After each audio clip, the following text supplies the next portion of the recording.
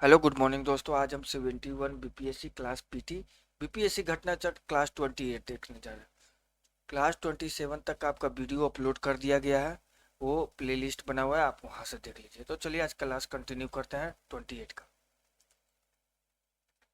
सांप्रदायिक पंचाट से सांप्रदायिक पंचाट एवं Poona pact 1932। Question number 1, Poona समझौते पर हस्ताक्षर कब किए गए? तो पहला का ये 24 सितंबर 1932 को। 24 सितंबर 1932 को भीमराव अंबेडकर और महात्मा गांधी के अनुयायियों के मध्य पूना समझौता हुआ। इस समझौते को ब्रिटिश सरकार द्वारा सम्मति प्रदान किए जाने के बाद 26 सितंबर 1932 को गांधी जी ने अनशन तोड़ा था। क्वेश्चन नंबर 2, अगस्त 1932 के रेमजे मैकडोनाल्ड के सांप्रदायिक पंचायत के द्वारा पहली बार एक पृथक निर्वाचक समूह बनाया गया अछूतों के लिए। दूसरा का डी। क्वेश्चन नंबर 3, सांप्रदायिक अवार्ड एवं पूना पैक्ट में क्रमशः दलित वर्ग के लिए कितने सीटें दी गई? 71 व 147। क्वेश्चन नंबर 3, सांप्रदायिक अवार्ड एवं पूना पैक्ट में क्रमशः दलित वर्ग के लिए कितने सीटें दी गई? तो 71 एवं 147। सांप्रदायिक अवार्ड में प्रांतीय विधानमंडलों में दलितों के सुरक्षित सीटों की संख्या 71 थी, जिसे पूना पैक्ट में बढ़ाकर 148, मद्रास 30, सिंध सहित 15, पंजाब 8, बिहार और उड़ीसा 18, मध्य प्रांत 20, असम 7, बंगाल 30 और संयुक्त प्रांत 20 कर दिया गया। कुछ पुस्तकों में यद्यपि यह संख्या 147 मिलती है। साथ ही केंद्रीय विधानमंडल में सामान्य वर्ग की सीटों में से 18% सीटें दलित वर्गों के लिए आरक्षित की गई थी। मद्रास से 30 है, सिंध सहित बंबई से 15, पंजाब से 8, बिहार और उड़ीसा से 18, मध्य प्रांत से 20, असम से 7, बंगाल से 30 एवं संयुक्त प्रांत से 20। क्वेश्चन नंबर 4, पूना समझौते का उद्देश्य क्या था? दलित वर्ग को प्रतिपादन करना। चौथा का बी, प्रतिनिधित्व करना। क्वेश्चन नंबर 5, भारत में स्वदेशी आंदोलन किस दौरान हुआ? बंगाल विभाजन के विरुद्ध आंदोलन। पांचवा का बी, कांग्रेस समाजवादी पार्टी 1934। क्वेश्चन नंबर 1, 1934 ईस्वी में कांग्रेस सोशलिस्ट पार्टी की स्थापना की गई, किसके द्वारा? सी, जवाहरलाल नेहरू और जयप्रकाश नारायण और आचार्य नरेंद्र देव द्वारा। 1934 में कांग्रेस सोशलिस्ट पार्टी की स्थापना की गई जयप्रकाश नारायण और आचार्य नरेंद्र द्वारा।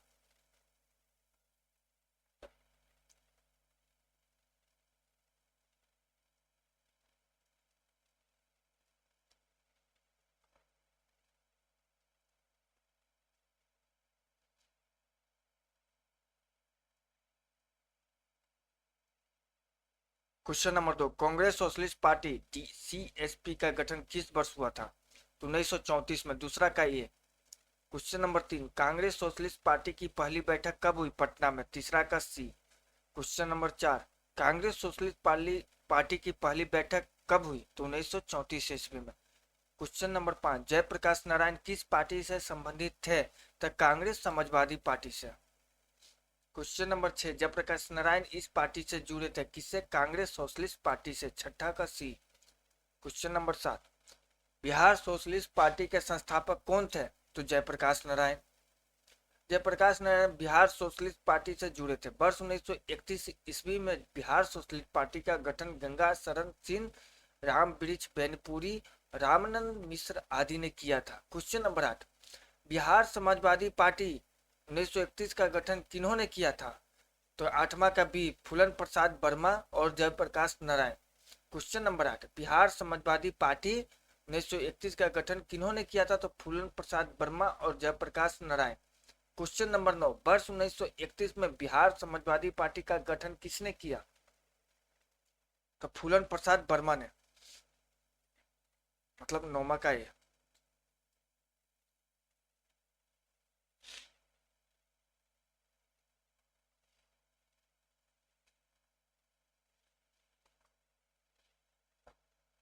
क्वेश्चन नंबर 10, जयप्रकाश नारायण किस नाम से पहचाने जाते हैं? लोकनायक से।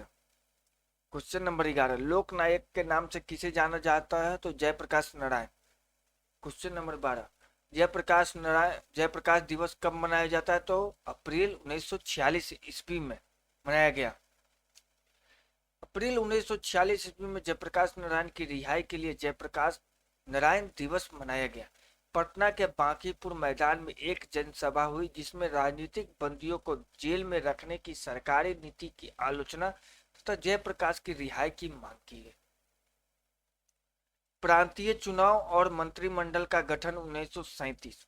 Question number first, Shri Krishna Hari Singh द्वारा गठित बिहार की निर्वाचित सरकार ने फरवरी 1938 ईस्वी में किस कारण से इस्तीफा दे दिया? तो राजनीतिक कैदियों को छोड़ने के कारण। पहला का सी। भारत सरकार अधिनियम 1935 के आधार पर 20 जुलाई 1937 ईस्वी को श्री कृष्ण सिंह के नेतृत्व में बिहार ने सरकार का गठन किया।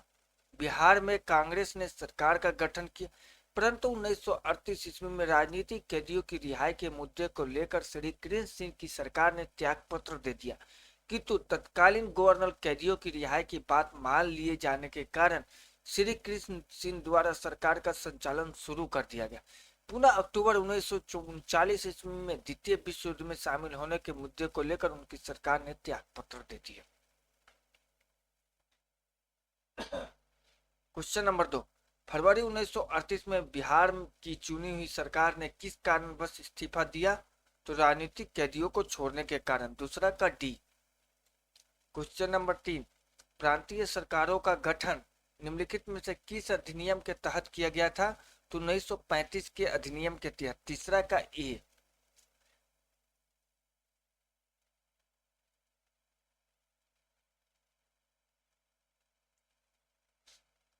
क्वेश्चन नंबर 4, आप अपनी किस कार्यकारिणी कमेटी में कांग्रेस ने भू स्वामित्व को समाप्त करने की नीति अपनाई? तो चौथा के ए, कार्यकारिणी कमेटी 1937।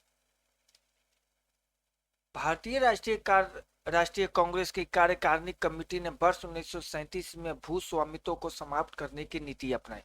संयुक्त प्रांत और बिहार में कांग्रेस सरकार द्वारा काश्तकारी बिल पारित किए गए। सभी कांग्रेस शासित प्रांतों में कृषकों को साहूकारों के चंगुल से बचाने और सिंचाई सुविधाओं को बेहतर बनाने के प्रयास किए गए। क्वेश्चन नंबर 5, इनमें से बिहार के प्रथम राज्यपाल कौन थे? तो सर जेम्स डेविड स्पिटन। पांचवा का ए, सर जेम्स डेविड स्पिटन बिहार और उड़ीसा के राज्यपाल थे, किंतु जब भारत सरकार अधिनियम 1935 के तहत वर्ष 1936 ईस्वी में बिहार से उड़ीसा को अलग कर दिया गया तो वह बिहार के पहले राज्यपाल बने। उन्होंने बिहार के राज्यपाल के पद पर 1 अप्रैल 1936 से 10 मार्च 1900 तक कार्य किया। कांग्रेस का त्रिपुरी संकट 1939 ईस्वी।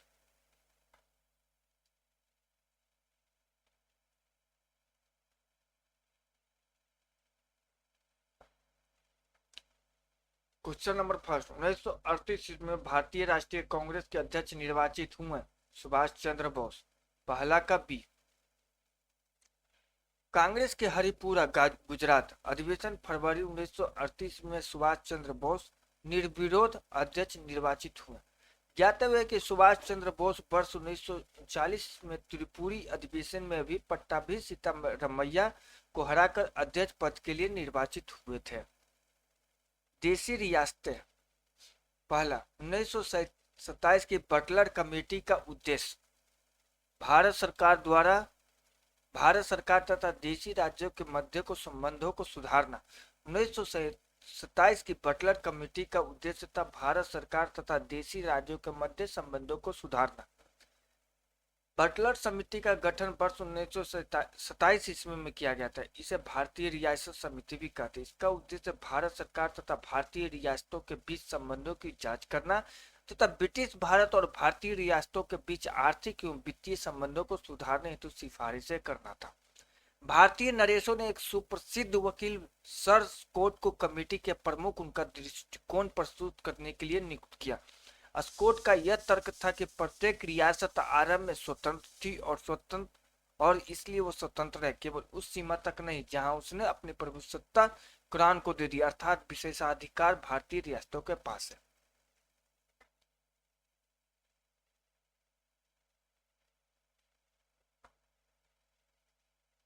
Question number 2, all India state people's conference का गठन कब किया गया? तो दूसरा का 1927 में। दिसंबर 1927 ईस्वी में अखिल भारतीय राज्य जन conference all India state people's conference का आयोजन किया गया। इसमें विभिन्न रियासतों से आए लगभग 1500 से अधिक राजनीतिक कार्यकर्ताओं ने भाग लिया। इसके आयोजन में महत्वपूर्ण भूमिका निभाई बलवंत राय मेहता, मणिलाल कोठारी और GR अभयंकर ने। क्वेश्चन नंबर 3, स्वतंत्रता संग्राम के दौरान भारतीय राज्यों कश्मीर, हैदराबाद के निजाम, त्रावणकोर आदि जैसे भारतीय शासकों द्वारा शासित राज्यों में एक समांतर आंदोलन शुरू किया गया था। उसका नाम था तीसरा का सी, प्रजामंडल आंदोलन। स्वतंत्रता संग्राम के दौरान भारतीय राज्यों कश्मीर, हैदराबाद के निजाम, त्रावणकोर आदि जैसे भारतीय शासकों द्वारा शासित राज्यों में एक समानांतर आंदोलन शुरू किया गया था जिसका नाम प्रजामंडल आंदोलन था। चलिए अब द्वितीय विश्व युद्ध से रिलेटेड क्वेश्चन देखते हैं। क्वेश्चन नंबर फर्स्ट, द्वितीय विश्व युद्ध के समय ब्रिटेन का प्रधानमंत्री कौन था? तो विंस्टन चर्चिल। पहला का सी।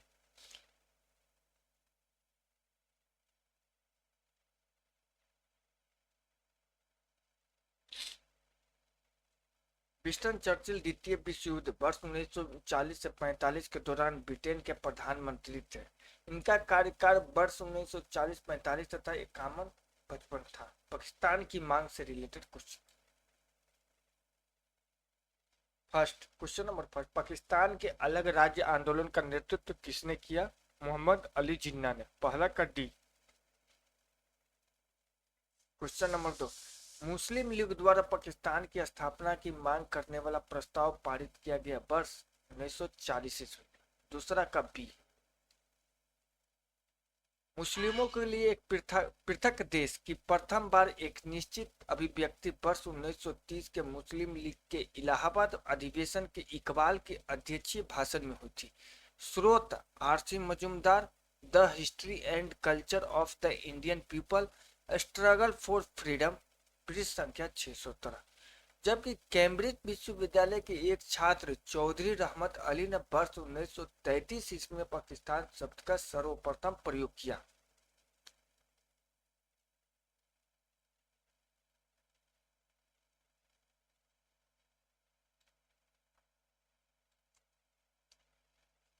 Now for never, RV to live और पेरिस फॉर एवर नाम से वितरित अपने पेम्पलेट में किया था।